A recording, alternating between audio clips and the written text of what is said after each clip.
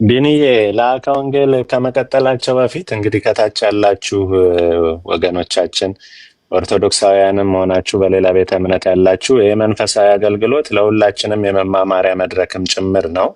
በተለይ በኢትዮጵያ ኦርቶዶክስ ተዋሕዶ ቤተክርስቲያን ላይ ብዙ ጥያቄ የምታነሱ ወገኖች ነንስቶፕ የሆነ ስድብ ከምትጽፉ ይልቅ እጃችሁን ሰብሰብ አድርጉና ጆሮአችሁን ክፍት አድርጋችሁ በወደ ሰፊነት ኦፕን ማይንድ በሆነ መልኩ ብታዳምጡ ብትከታተሉ ጥያቄም ካላችሁ መጨረሻ ላይ ጥያቄ ማቅረብ እንድትችሉ መንፈሳዊ እናድርገው ለማለት ነው። ፕሮግራሙ መንፈሳዊ ነው። ስድድቡ ወይም ሌላው ነገር ስለማይጠቅም ዶንት ቢ ቢዚ መጥፎ ነገር በመጻፍ እስቲ አዳምጡት። ለማንኛውም ከዛ ትተቹታላችሁ ካዳመጣችሁ በኋላ ለማለት ነው። ቢኒዬ እንደ ማሳሰቢያ ነው።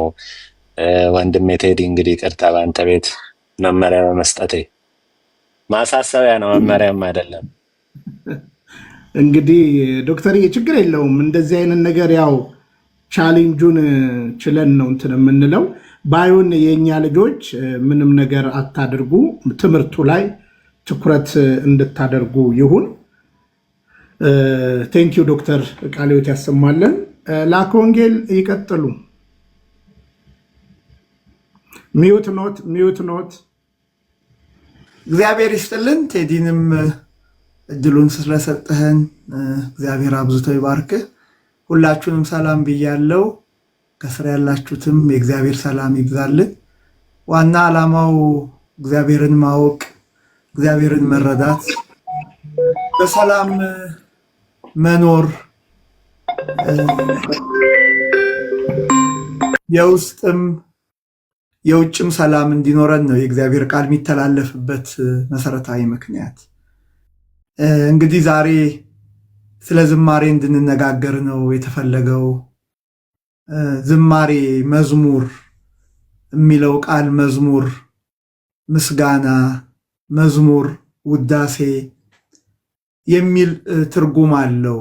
መዝሙር የሚለው ቃል ልዩ ልዩ ስልትና ቃና ባለው ድምፅ የሚዜም በዜማ ዕቃ የሚቀርብ መንፈሳዊ ማህሌት ማለት ነው መዝሙር።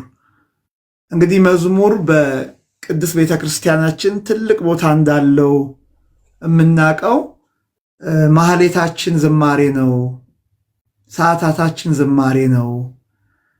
በሰርክ ጉባኤ ላይም እንዲሁ ዝማሬ ነው የምናቀርበው። ስለዚህ መዝሙር በቤተክርስቲያን ትልቁ አገልግሎት ነው። ይሄም የሆነበት ምክንያት በብሉይ ኪዳንም በሐዲስ ኪዳንም ዝማሬ በአምልኮ ውስጥ ትልቅ ቦታ እንዳለው በደንብ እናያለን።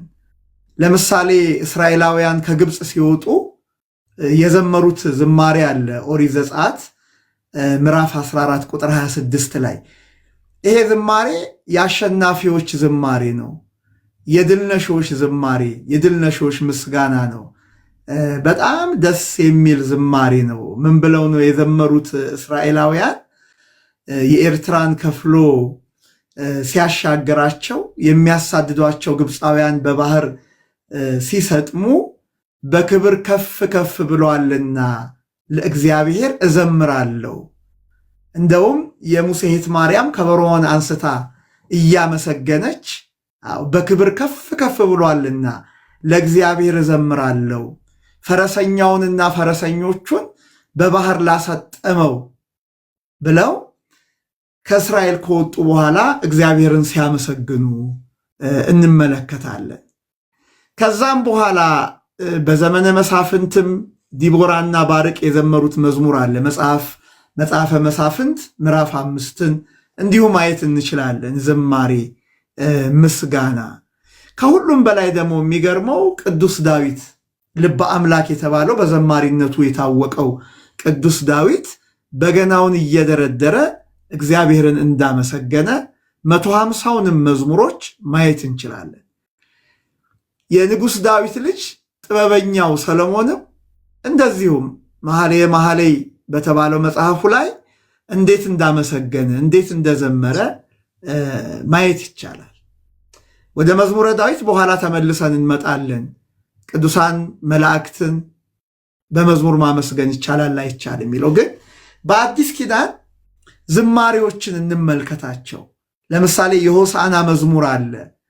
የሆሳዕና መዝሙር ጌታችን መድኃኒታችን ኢየሱስ ክርስቶስ ከደብረ ዘይት ወደ ኢየሩሳሌም ሲገባ በዚያ ከተራራው በታች ላይ በአህያ ውርንጭላ ላይ ተቀምጦ ብሩክ ዘይመጽእ በስመ እግዚአብሔር፣ በእግዚአብሔር ስም የሚመጣ እግዚአብሔር ነኝ ብሎ እግዚአብሔር ባወጣለት ስም የሚመጣ እርሱ የተባረከ ነው ቅዱስ እያሉ ልብሳቸውን እያነጠፉ የዘንባባ ዝንጣፊ ይዘው እንኳን ላንተ ለተቀመጥክባት አህያ መሬት መንካት አይገባትም ብለው እልል እያሉ ከፊትም ያሉት ከኋላም ያሉት ሲያመሰግኑ ሲዘምሩ ፈሪሳውያን ለምቀኝነት ወደኋላ አይሉምና እነዚህ ሕፃናት የሚሉትን አትሰማም አትከለክላቸውም አሉት። እነሱ ዝም ቢሉ እነዚህ ድንጋዮች ያመሰግኑኛል አላቸው። ይሄ የሆሳናው መዝሙር ነው። በማቴዎስ ወንጌል ምዕራፍ 21 ከቁጥር 9 ጀምሮ በሉቃስ ወንጌል ምዕራፍ 19 ላይ የምናገኘው የሆሳናው መዝሙር ነው። ሁለተኛው በጣም የሚገርመኝ ጸሎተ ሐሙስ የማቴዎስ ወንጌል ምዕራፍ 26 ቁጥር 26 ላይ ጌታ የመጨረሻዋን እራት ከደቀ መዛሙርቱ ጋር ሲበላ ህብስቱን አነሳ፣ ባረከ፣ ፈተተ። ከዛ በኋላ ከዚህ ህብስት ብሉ፣ ነገ በመስቀል ላይ የሚሰቀለው የሚቆረሰው ስጋዬ ነው። ወይኑንም አነሳ፣ ባረከ፣ ነገ በመስቀል ላይ የሚፈሰው የአዲስ ኪዳን ደሜ ይህ ነው አላቸው። ይህ ስርዓተ ቁርባን ስርዓተ ቅዳሴ በዕለተ ሐሙስ ከመሰረተ በኋላ እዛው ማቴዎስ 26 ቁጥር 30 ላይ ወደ መከራ ከመሄዱ በፊት የመጨረሻውን ጸሎት ከመጸለዩ በፊት መጽሐፋችን ምን ይላል? መዝሙር ከዘመሩ በኋላ ይላል። ተመልከቱ። የማቴዎስ ወንጌል ምዕራፍ 26 ከቁጥር 26 ጀምሮ እስከ ቁጥር 30 ብንመለከት መዝሙር ከዘመሩ በኋላ እንግዲህ ከመከራው ሰዓት በፊት ጌታ ከደቀ መዛሙርቱ ጋር የዘመረው መዝሙር ነው። ዛሬም በቅድስት ቤተክርስቲያናችን ቅዳሴ ተቀድሶ ስርዓተ ቁርባኑ ካለቀ በኋላ መዝሙር ይዘመራል።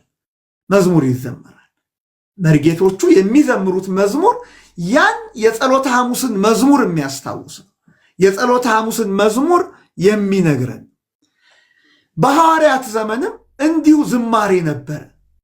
በተለይ ቅዱስ ጳውሎስና ቅዱስ ሲላስ እስር ቤት ውስጥ እያሉ በመከራ ውስጥ እስር ቤት ውስጥ እያሉ በጭንቀት ውስጥ በችግር ውስጥ ሲያመሰግኑ እናያቸዋለን።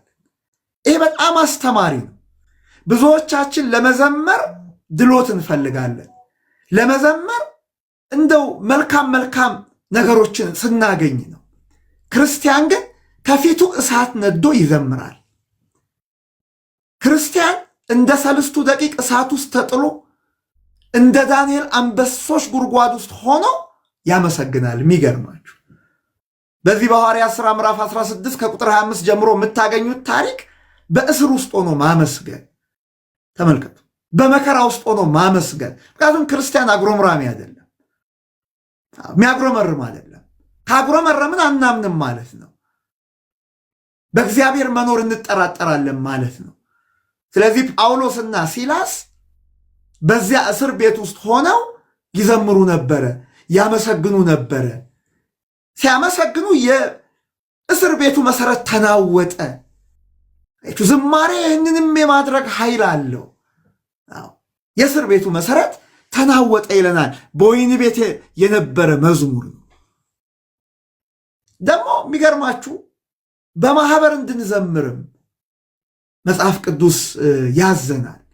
በአንደኛ ቆሮንቶስ ምዕራፍ 14 ቁጥር 26 ላይ በምትሰበሰቡበት ጊዜ እያንዳንዱ መዝሙር አለው፣ ትምህርት አለው፣ ግን ሁሉ ለማነጽ ይሁን ይላል።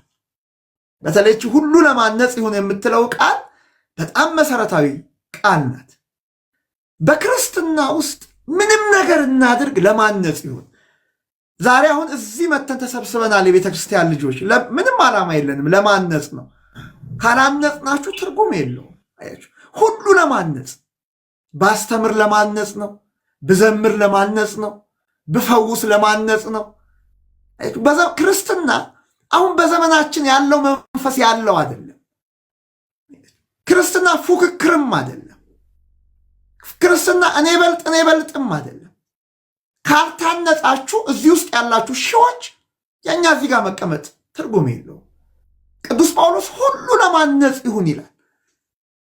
ስለዚህ እዚህ የመጣ ነው በቃሉ ልናንጽ ነው፣ በዝማሬ ልናንጽ ነው፣ በቅዳሴ ልናንጽ ነው፣ ልናረጋጋ ነው፣ እረፍት ልንሰጣችሁ ነው። የማያሳርፍ ቃል አልናገርም።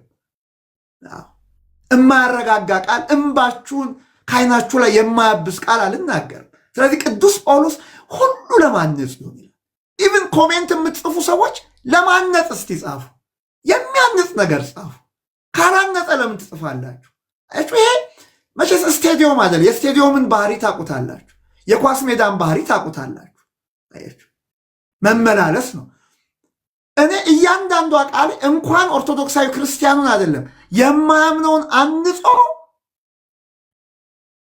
ክርስቶስን ወደ ማወቅ እንዲደርስ ነው የምናገረው። ስለዚህ ኃላፊነት አለብን። ሪስፖንሲቢሊቲ የሚባል ነገር አለ። የምንናገረው በኃላፊነት ነው። የአንድ ሰው አእምሮ እንዲጎዳ አንፈልግም። የአንድ ሰው ሕሊና እንዲቆስል አድርጌ አልናገርም። ምክንያቱም ቃሉ ምን ይለኛል? ሁሉ ለማነጽ ነው ይላል። ስለዚህ በህብረት መዘመር ቤተክርስቲያን በቅዳሴ ውስጥ ትዘምራለች። ይኸውላል በማህሌት አሁን ጽጌ የምንለው እንግዲህ ምን ቆማቸው አሉ። መቼስ አብዛኞቻችሁ ውጭ ናችሁ ያላችሁት። በኢትዮጵያ እንዴት ደስ እንደሚል ሰው ቅዳሜ ማታ ነጠላውን አርጎ ይሄን ማህሌት ለመቆም ለመዘመር እንዴት እንደሚሯሯጥ ማታ ማታ ትዕይንት ነው የሚሆንባችሁ። ምስጋና ነው፣ ዝማሬ ነው። ተመልከቱ። ቅዱስ ጳውሎስ በኤፌሶን መልእክቱ ደግሞ በመንፈሳዊ ቅኔ እርስ በርሳችሁ ተነጋገሩ ይላል። ለጌታም በልባችሁ ተቀኙና ዘምሩ ይላል። በጣም ደስ የሚል ቃል ነው። በመንፈሳዊ ቅኔ ተነጋገሩ። በኋላ ዶክተር ቅዳሴውን ታመጣለህ ብዬ አምናለሁ። ቅኔ ነው፣ በቅኔ ነው የምንነጋገረው፣ በቅኔ ነው የምንመላለሰው። ለዚህ ነው በመንፈሳዊ ቅኔ እርስ በርሳችሁ ተነጋገሩ፣ ለጌታም በልባችሁ ተቀኙ። በልባችሁ፣ አፋችሁ አይደለም። እግዚአብሔር የከንፈራችንን ፍሬ አይፈልገውም። የከንፈራችንን ፍሬ እግዚአብሔር አይፈልገው። እግዚአብሔር የልብ አምላክ ነው። ልብሳችሁን አይደለም ልባችሁን ቅደዱ ይላል። ተመልከቱ። ስለዚህ ምን አለ ቅዱስ ጳውሎስ? በልባችሁ ተቀኙና ዘምሩ ይላል። ተመልከቱ። በልባችሁ ተቀኙና ዘምሩ ይላል። ራዕየ ዮሐንስ ላይ ለበጉ ለታረደው አዲሱን ቅኔ እንድንቀኝ ያዘናል። ስለዚህ በአጠቃላይ በብሉይ ኪዳንም በአዲስ ኪዳንም መዝሙር በኢትዮጵያ ቤተ ክርስቲያንም እጅግ በጣም ትልቅ ስፍራ አለው። በተለይ ደግሞ ቅዱስ ያሬድ ሊቁ፣ የዜማው ሊቅ፣ በእውነት ተስፋ ያለመቁረጥ ምሳሌ ቅዱስ ያሬድ፣ ሌሎች ሳይቀሩ የእኛ ነው ብለው የሚመኙት ቅዱስ ያሬድ ለቤተ ክርስቲያን ያበረከተው ዜማ ለቤተ ክርስቲያን ብቻ አይደለም ለዓለም ያበረከተው ዜማ ዛሬ ቤተ ክርስቲያን በኩራት የምትናገረው ነው።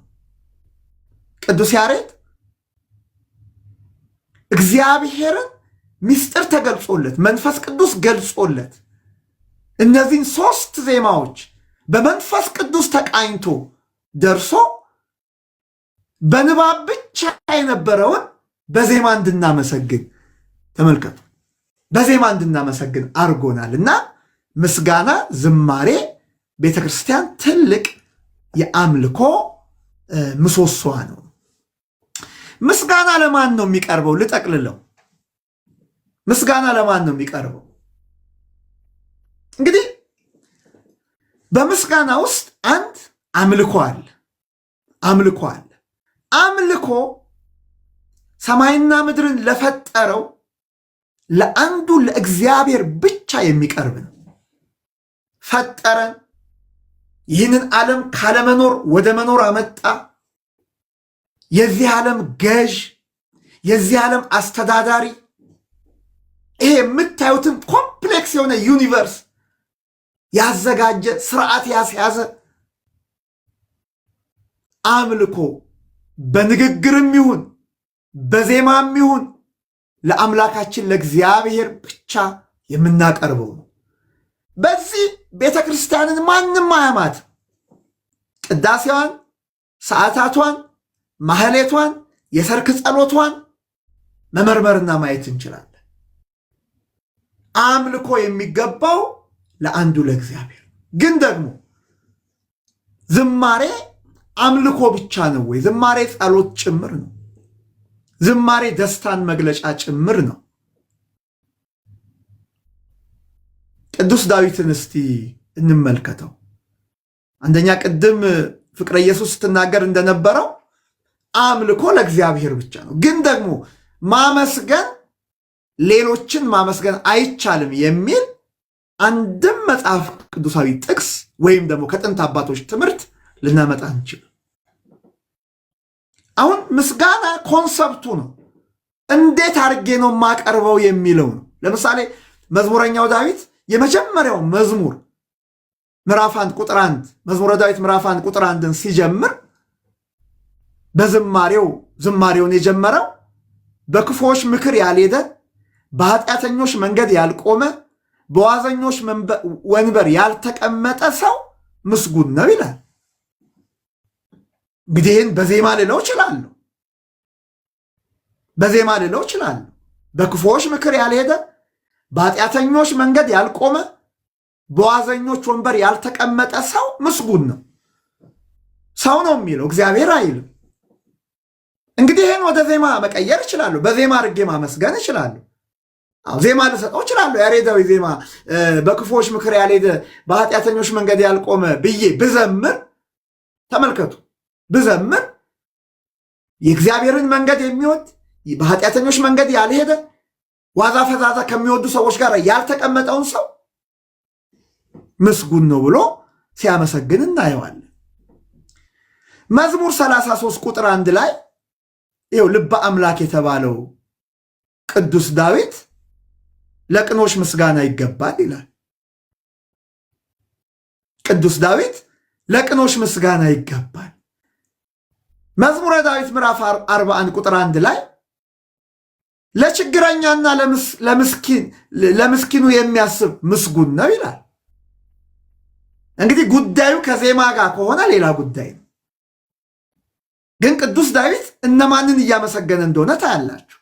እንደውም መዝሙር 65 ቁጥር 4 ላይ አንተ የመረጥከው በአደባባዮችህም ለማደር የተቀበልከው ምስጉን ነው ይላል። ተመልከቱ፣ ምስጉን ነው ይላል። ቅዱስ ዳዊት ኢቭን ለጽዮንም ዘምሯል። ለጽዮን ለከተማዋ ሁሉ ዘምሯል። መዝሙር 87 ቁጥር 2 ላይ ከያዕቆብ ድንኳኖች ይልቅ እግዚአብሔር የጽዮንን ደጆች ይወዳቸዋል፣ የእግዚአብሔር ከተማ ሆይ በአንቺ የተከበረ ነገር ይባላል እያለ ሲዘምር ታያላችሁ። መሰረታዊው ነገር ግን እማናልፈው ቀይ መስመር ግን አምልኮ የሚገባው እግዚአብሔር ብቻ ነው። ለእግዚአብሔር ብቻ አምልኮ እናቀርባለን። ለምሳሌ እኛ ቅድስት ድንግል ማርያምን ስናመሰግን ማንን አብነት አድርገን ነው? ከየት አምጥተን ነው? የሉቃስ ወንጌል ምዕራፍ 1 ቁጥር 26 መልአኩ ቅዱስ ገብርኤል በ6ኛ ወር ወደ አንዲት ድንግል ዘንድ ተላከ፣ የድንግሊቱም ስም ማርያም ይለናል። ቅዱስ ገብርኤል ያደረገው ነገር ምንድን ነው? መጽሐፍ ቅዱስ የጻፈልን መልአኩም ወደ እርሷ ገብቶ ደስ ይበልሽ ጸጋ ይሞላብሽ ሆይ ጌታ ከአንቺ ጋራ ነው፣ አንቺ ከሴቶች መካከል የተባረክሽ ነሽ። ተመልከቱ፣ ደስ ይበልሽ ጸጋን የሞላብሽ ሆይ። እንግዲህ በዓለም ላይ አዳምና ሔዋን ኃጢአት ሲሰሩ ጸጋቸው ተገፏል። ድንግል ማርያም የጸጋ መፍሰሻ ናት። የጸጋ ሁሉ ምንጭ የሆነውን ክርስቶስን የምትወልድ ናትና ኢቭን ክርስቶስ በመስቀል ላይ ሳይሰቀል ጸጋን የሞላሽ ይላታል። ተመልከቱ፣ ደስ ይበልሽ ይላታል። ደስታ ከዓለም ርቆ ነበረ። ተመልከቱ፣ ደስታ ከድንግል ማርያም ልጅ በክርስቶስ የምናገኘው ነውና ደስ ይበልሽ። ይህንን እንዘምረዋለን። በኋላ እንግዲህ ዘማሪት ቅድስትም አለች። ይህን እስቲ በዜማ አድርጋችሁ ልትዘምሩልን ትችላላችሁ። ደስ ይበልሽ ደግሞ ብሩክት አንቲ እማንስት፣ አንቺ ከሴቶች መካከል ተለይተሽ የተባረክሽ ነሽ። ከሌሎች ሴቶች በሙሉ የተባረክሽ ነሽ። ለምን? ሌሎች ሴቶች ቢወልዱ በዘር በሩካቤ ነው። አንቺ እንበለ ዘር እንበለ ሩካቤ የምትወልጂ ነሽና አንቺ የተለየሽ ነሽ። ሌሎች ሴቶች በምድር ላይ እናትም ድንግልም መሆን አይችሉም። አንቺ ግን እናትነትን ከድንግልና ድንግልናን ከእናትነት አስተባብረሽ ያዝሽ ነሽ። አያችሁ? ስለዚህ የተለየሽ ነሽ። ከሴቶች ተለይተሽ የተለየሽ ነሽ። እንዲህ ብለን ብናመሰግናት ከቅዱስ ገብርኤል የተማርነው ነው። ይሄን ወደ ዜማ መቀየር ነው።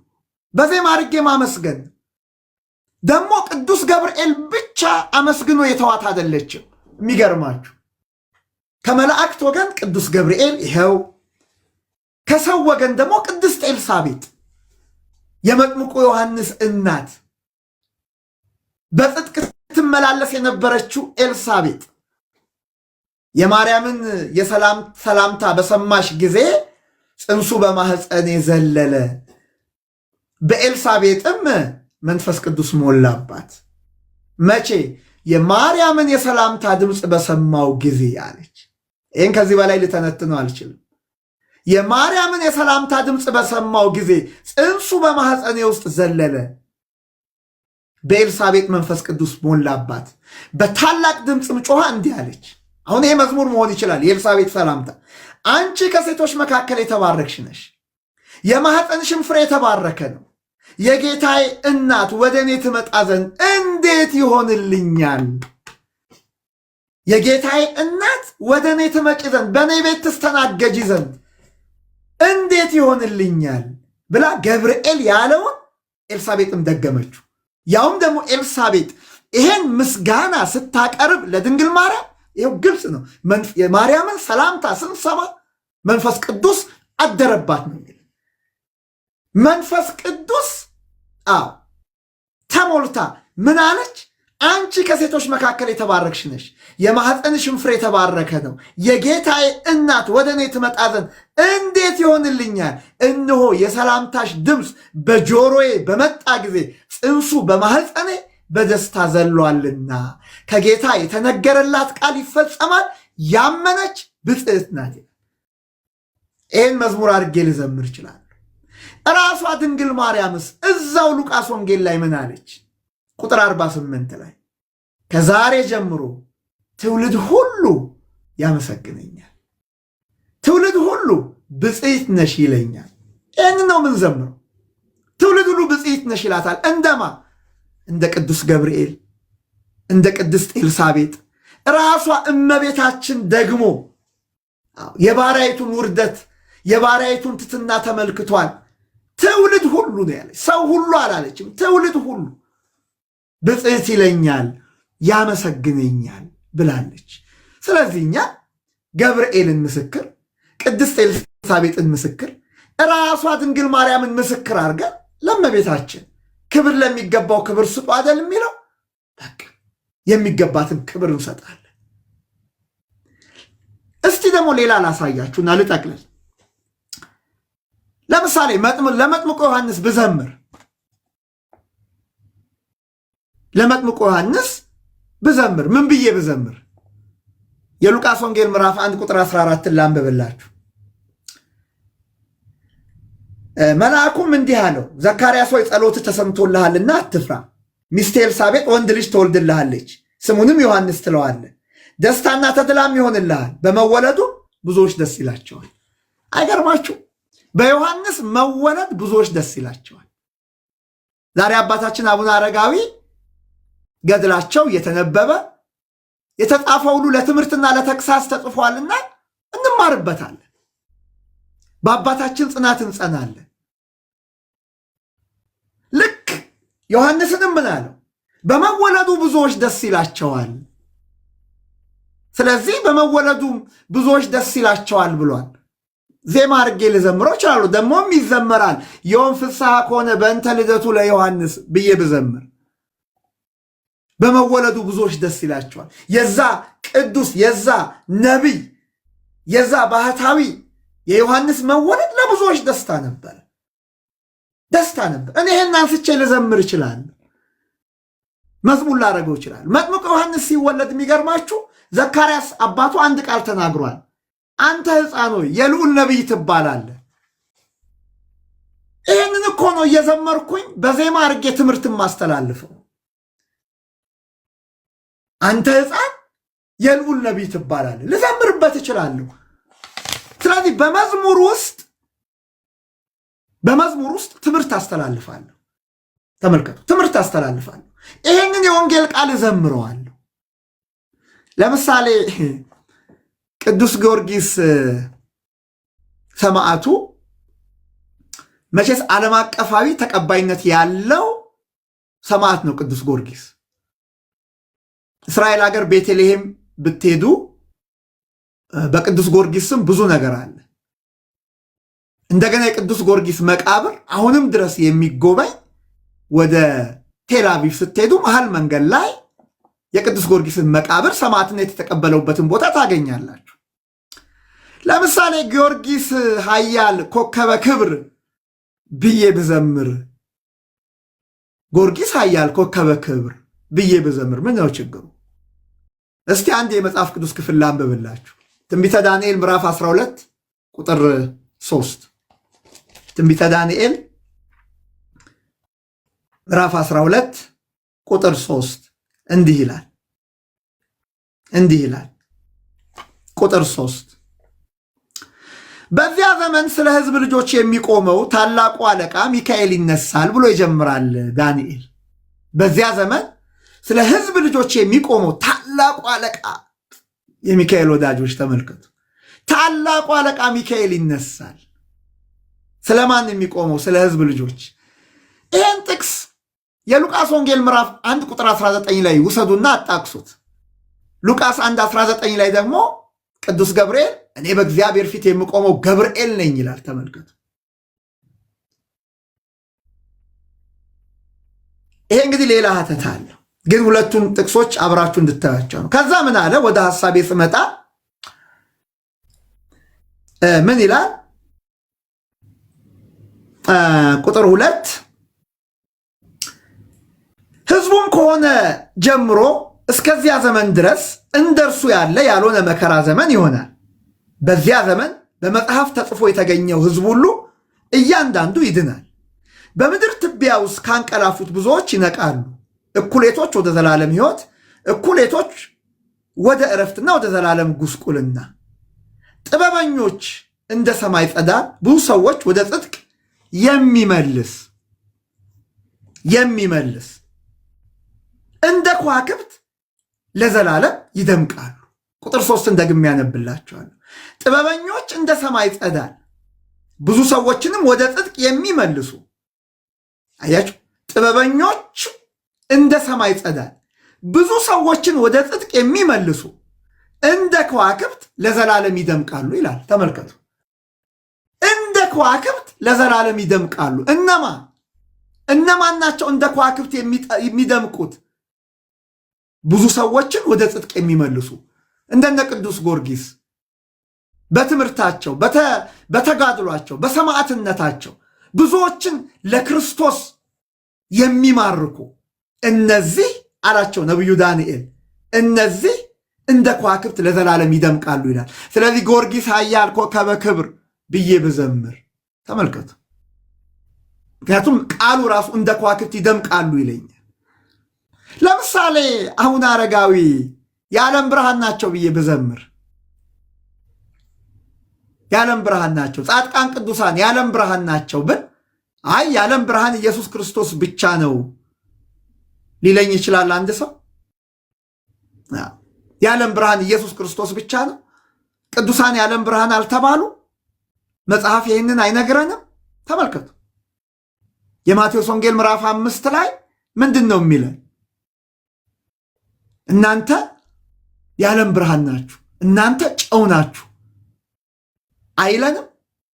ስለዚህ ቅዱሳንን ጻድቃን፣ ሰማዕታት የዓለም ብርሃን ናቸው፣ ይሄው ለዘላለም ያበራል ስራቸው ብዬ ባመሰግንና በክርስቶስ አምነው የሞቱ ሰማዕትነትን የሚቀበሉ ሁሉ በኑሯቸው ብርሃን መሆናቸውን ብናገር ምንድን ነው ከመጽሐፍ ቅዱስ ውጭ የሚያደርገኝ? እንደውም አንድ ልጨምርላችሁ። አንዳንድ ሰው እንደው ለእመቤቴ የሚሳናት ነገር የለም ቢል፣ አይ የሚሳነው ነገር የሌለ ለእግዚአብሔር ብቻ ነው ሊል ይችላል አንድ ሰው። ብርሃን ክርስቶስ ብቻ ነው። አዎ ይለያያል። ክርስቶስ ብርሃን ነው ስል ብርሃንነት የባህሪው ነው። ጻድቃን ሰማዕታት ብርሃን ናቸው ስል የጸጋ ነው። ከክርስቶስ ባገኙት ብርሃን፣ ምንጩ ክርስቶስ ነው። ከክርስቶስ ኢየሱስ ያገኙትን ብርሃን ለዓለም ያበራሉ። ይሄ ደግሞ መጽሐፍ ቅዱሳችን የሚለን ነው። ማቴዎስ 5:14 ላይ እናንተ የዓለም ብርሃን ናችሁ ስለሚል፣ እሺ እመቤቴ የሚሳናት ነገር የለም ብሎ አንድ ሰው ቢናገር፣ እስቲ አንድ ጥቅስ ላንብብላችሁ። የማቴዎስ ወንጌል ምዕራፍ 17 የማቴዎስ ወንጌል ምዕራፍ 17 ቁጥር 20 እንዲህ ይላል። 17 ቁጥር 20 እንዲህ ይላል። አነባዋለሁ ቃሉን።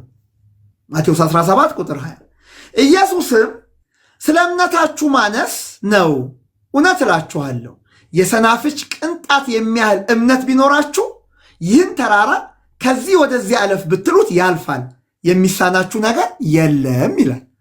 ማንን ነው ያለው? ሐዋርያትን እኮ ነው።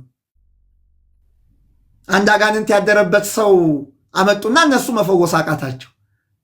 ሐዋርያት ገና መንፈስ ቅዱስም አልተቀበሉም ነበርና፣ ከዛ ጌታ ከፈወሰው በኋላ ምንድን ነው አላቸው። እኛ ለምን አቃተን አሉት። ጌታ ምን አለ? ስለ እምነታችሁ ማነስ አለ።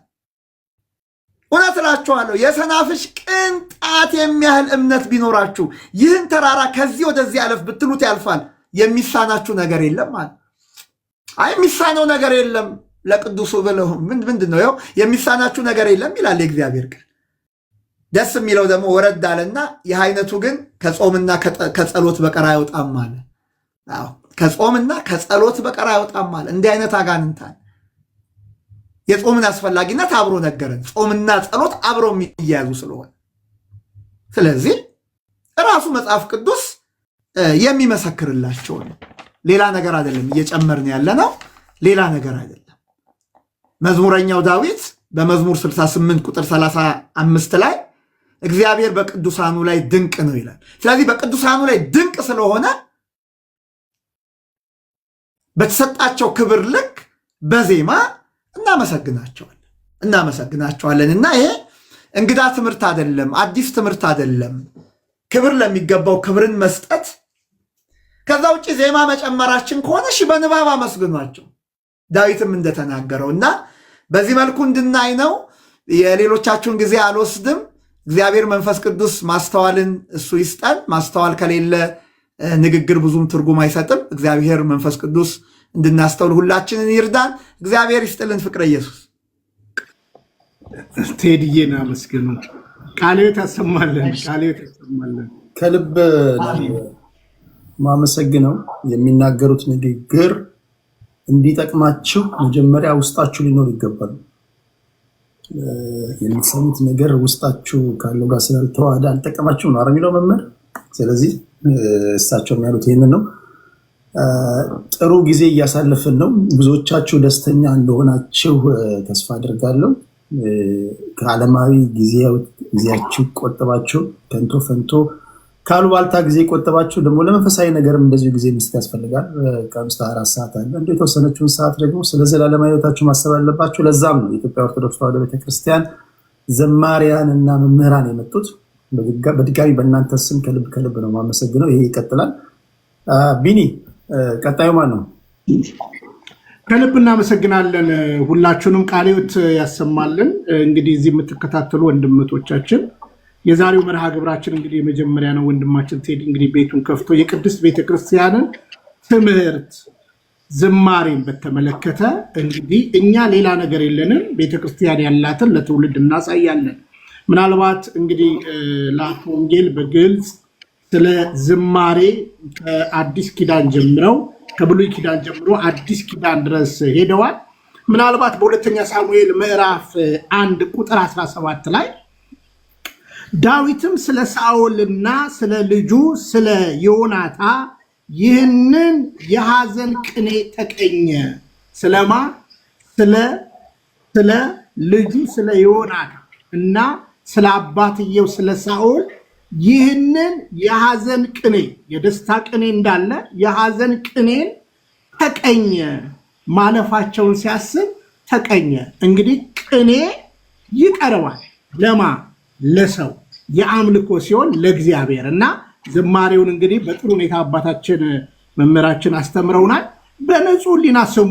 በዚህ አጋጣሚ እንግዲህ የትኛውንም የታሪኩ ቅር ብታጠኑ ዝማሬን ማን ተቃወመ እስከዛሬ የሚለውን እንግዲህ ወደፊት እንነጋገራለን። እንግዲህ አሁን ወደ ዝማሬ ከመግባታችን በፊት ትንሽ ይፍቱን ይባርኩን እንበልና ከዛ በኋላ ቀጥታ ቅድስትዬ ወደ ዝማሬ ትገባልናለች። ቀሲስ አሸናፊ ይፍቱን ይባርኩን፣ እንኳን ደህና መጡ። ደህና መሻችሁ። እግዚአብሔር ይፍታ። እንዴት አመሻችሁ? ሁላችሁ ከእናንተ ጋር አይሆን። እግዚአብሔር ይመስገን በጣም ደህና ነን። እንግዲህ ቴዲዬ ይፍቱን ይባርኩን ስንል መጽሐፍ ቅዱሳዊ ነው። በምድር ያሰራችሁት በሰማይ የታሰረ ይሆናል፣ በምድር የፈታችሁት በሰማይ የተፈታ ይሆናል። እኛ ደግሞ ሐዋርያዊ ቅብብሎች ስላለን ያልተቋረጠ ጴጥሮስ ብሎ ማርቆስ፣ ማርቆስ ብሎ ደግሞ መጥቶ ብፁዕ ቅዱስ አቡነ ማትያስ ላይ ስላለ ኦርዲኔሽኑ ደግሞ በተዋረድ በቤተ ክርስቲያን ክህነት ስለተቀመጠ ዛሬም የሐዋርያዊት እውነተኛይቱ ቤተ ክርስቲያን ወንጌላዊት የሆነች እውነተኛይቱ ቤተ ክርስቲያን ስላለችን አባቶቻችንን ስናገኝ ይፍቱን ይባርኩን እንላለን እና እነሱም ደግሞ እግዚአብሔር ይፍታ ደግሞም ይባርክ ይላሉ ማለት ነው። ስለዚህ ይህ መጽሐፍ ቅዱሳዊ ነው። መጽሐፍ ቅዱስ ሰው ካነበበ የሚሆነው እንደኔ ኦርቶዶክስ ተዋህዶ ነው ብዬ ነው ማምነው። እንግዲህ ሰላምታ ስጡንና ከዛ በኋላ ቅድስት እየቀጥታ ወደ ዝማሬ ትገባለች። ከዛ ዶክተር ይቀጥላል። መዘምርት ፋንትዬ ያው አሟታል። ቴዲ አንተን በጣም ስለምትወድና ስለምታከብረ እርግጠኛውን የምነግር ትላንት ሆስፒታል ነበረች እና አሁን ነው የገባችው፣ ግን ለሰላምታና አብራን ልታመሽ መታለች። በዚህ አጋጣሚ እንግዲህ ሌሎቹንም በውስጥ እየተከታተልኩ ነው። ጸድዬ ከስራ ያው ስራ ነኝ ብላለች። ከ30 ደቂቃ በኋላ ወደኛ ጋር ጆይን ታደርጋለች ሰዓቷን ጠብቃ። እርግጠኛ ነኝ እህታችን ሌሎችም ወንድሞቻችን እንደዚሁ ይመጣሉ። ፋንትዬ እንኳን ደህና መጣሽ።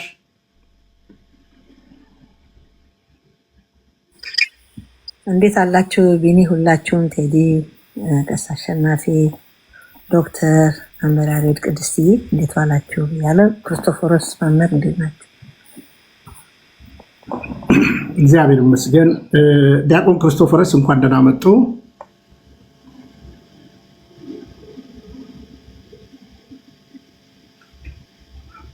እሺ፣ ምናልባት አልሰሙኝም። ቅድስቴን ከፍ አድርጋትና ዝማሬ ታቀርብልንና ቀጥታ እንግዲህ ቀሲስ ይታገሱን እርሶ። ቅድስቴን ከፍ አድርጋትና በደመናት መቼም በደመናት ቴዲ ሰምቶ አያውቅም እና ቀጥታ የቅዳሴውን ነገር ደግሞ ዶክተር ይቀጥላሉ እያለን እናመጣለን። ሰዓታችንን በአግባቡ እንጠቀማለን። እንግዲህ በእውነት ለመናገር በውስጥ ተነጋግረናል። አንዳንድ ማጋን የተከሰተው ከአንዳንድ አባቶቻችን ወንድሞቻችን ጋር ተነጋግረናል። በዛ መሰረት ነው እንትን ያደረግነው። በትዕግስት ጠብቁ። ኦርቶዶክስ ተዋህዶ ቤተክርስቲያን ትምህርቷና እያንዳንዱ ነገር ለትውልድ ለማሳየት ነው። የቅድስት ኔትወርክ ጥሩ አይመስለኝም። ኦኬ ቅድስት ያንቺ ገብቻለሁ አለው አለሽ? ኦኬ በትልቁ ላረግሽ ብዬ እንዲህ ያለኝ ታፕ አድርጉ እስኪ በሉት። ችግር የለውም። ኧረ ባልሆነ ኦኬ እንደዚህ ላንባል።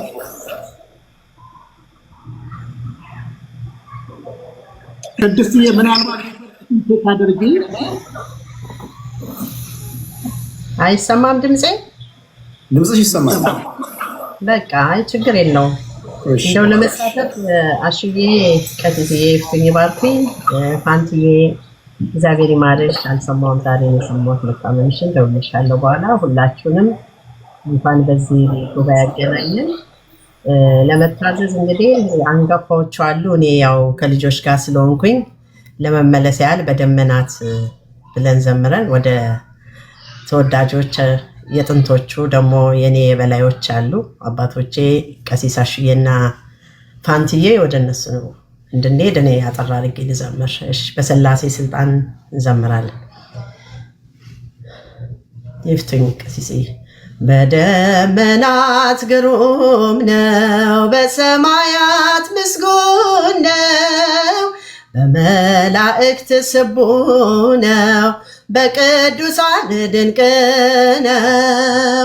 በደመናት ግሩም ነው፣ በሰማያት ምስጉን ነው፣ በመላእክት ስቡሕ ነው፣ በቅዱሳን ድንቅ ነው።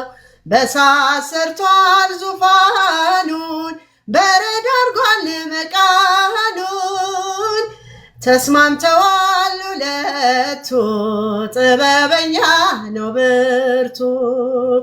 ኪሩብ መልአክ ዙፋኑ፣ ሱራፌል ነው ካህኑ፣ ይሰግዳሉ በፊቱ፣ ዘላለም ነው መንግስቱ። በደመናት ግሩም ነው፣ በሰማያት ምስጉን ነው፣ በመላእክት ስቡሕ ነው፣ በቅዱሳን ድንቅ ነው። በደመናት ግሩም ነው፣ በሰማያት ምስጉን ነው፣ በመላእክት ስቡሕ ነው፣ በቅዱሳን ድንቅ ነው። ምድርን ያያል ከላይ፣ ይሸበራል ቀላይ፣ ይገሰጻል ሞገድ በስልጣኑ ሲወርድ። መባርክቱ ሲወጡ ሰማያትን ሲገልጡ፣ ይገለጣል ግርማው በአርያም ያለው። በደመናት ግሩም ነው፣ በሰማያት ምስጉን ነው፣ በመላእክት ስቡሕ ነው፣ በቅዱሳን ድንቅ ነው። በደመናት ግሩም ነው፣ በሰማያት ምስጉን ነው፣ በመላእክት ስቡሕ ነው፣ በቅዱሳን ድንቅ ነው። ሰማይ የእርሱ መንበር፣ መረገጫው ምድር፣ ከላይ ሆኖ ያበራል፣ በታች ድንቅን ይሰራል። የማይደክም ገባሬ፣ ለዘላለም ነዋሪ፣ ያለ ስስት ይሰጣል፣ ለሰው ቀንን ያወጣል። በደመናት ግሩም ነው፣ በሰማያት ምስጉን ነው፣ በመላእክት ስቡሕ ነው፣ በቅዱሳን ድንቅ ነው። በደመናት ግሩም ነው፣ በሰማያት ምስጉን ነው፣ በመላእክት ስቡሕ ነው፣ በቅዱሳን ድንቅ ነው። ከመ ትባርከነ በመስቀልከ